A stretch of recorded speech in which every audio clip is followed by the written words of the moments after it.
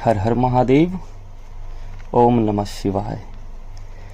आसन और ध्यान से संबंधित विषय को लेकर के बहुत सारे लोगों के मन में अनेकों भ्रांतियां होती है और उनके मन में अनेकों भ्रांतियां फैलाई जाती है। तो कभी आपने ये जानने का प्रयास किया है कि ध्यान तन का नहीं अपितु मन का विषय है, और जो मन का विषय है उसे तन से किसी तरह का कोई मतलब नहीं है। ठीक है। अब देखो, लोगों को ये बताया जाता है ना कि जब तक तुम आसन का अभ्यास नहीं करोगे तब तक तुम्हारा ध्यान कभी सिद्ध नहीं होगा, तुम ध्यान को उपलब्ध नहीं हो पाओगे। तो यहाँ आप मुझे एक बात का जवाब दो। आपने अष्टावक्र का नाम सुना होगा। उनका शरीर बहुत टेढ़ा मेढ़ा था। उनको आप विकलांग की श्रेणी में रख सकते हो। और वो एक आत्मज्ञानी थे। वो अपने समय में एकमात्र उस ब्रह्म ज्ञान को रखने वाले थे, जानने वाले थे। तो इससे आप ये अंदाजा लगा सकते हो, तब तो उन्हें उस ज्ञान से वंचित होना चाहिए था, है ना। या फिर हर उस व्यक्ति को ध्यान से वंचित होना चाहिए जो एक आसन पे बैठ नहीं सकते हैं। जिनके शरीर में किसी तरह का कोई परेशानी हो, या फिर जो भौतिक शरीर से अपंग और विकलांग हो, वो ध्यान से वंचित ही रहेंगे। अगर ऐसा है कि ध्यान को उपलब्ध होने हेतु एक आसन की आवश्यकता पड़ती है तो वो तो आसन कर नहीं पाएंगे। तो आपके अनुसार या फिर ऐसे लोगों के अनुसार जो ध्यान और आसन को एक साथ जोड़ते हैं, ये सवाल आप लोग खुद से करो, मैं क्या बोलूं। मेरे भाई, आसन को साधने की प्रक्रिया चित्त को बांधने के लिए होती है, चित्त को नियंत्रित करने के लिए होती है, चित्त को सहज और स्वाभाविक रूप देने के लिए होती है।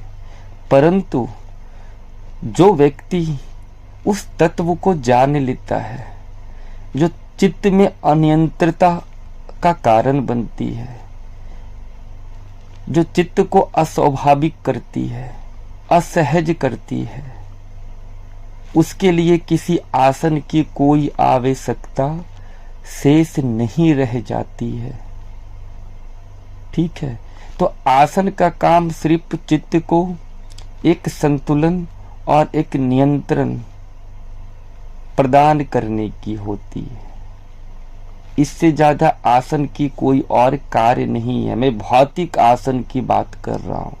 अगर आसन से संबंधित जानकारी आपको नहीं है या फिर जो लोग देता है, तो ये आसन भी तन की नहीं अपितु मन की विषय होती है, चित्त की विषय होती है। ठीक है। अब यहां दूसरी बातें आप सुनो। ठीक है।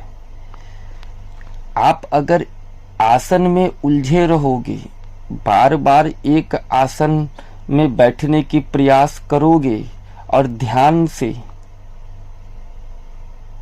परे जाकर के सिर्फ आसन तक उलझे रहोगे, तो आप एक आसन को लंबे समय तक साध नहीं सकते हो, एक आसन पे लंबे समय तक बैठ नहीं सकते हो।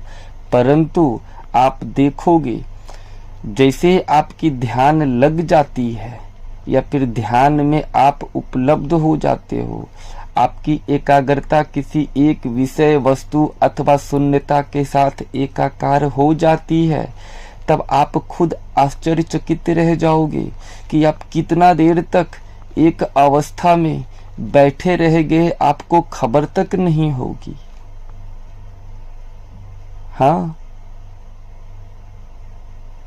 तो ये सारी बातें आप खुद से करो और वो सबसे करो जो इस तरह की भ्रांतियां लोगों के मन में फैलाते हैं।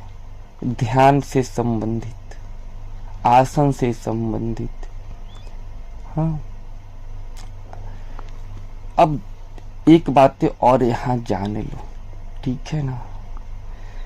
जिस भी भौतिक अवस्था में आपका ध्यान लग जाता है, आपकी एकाग्रता लग जाती है,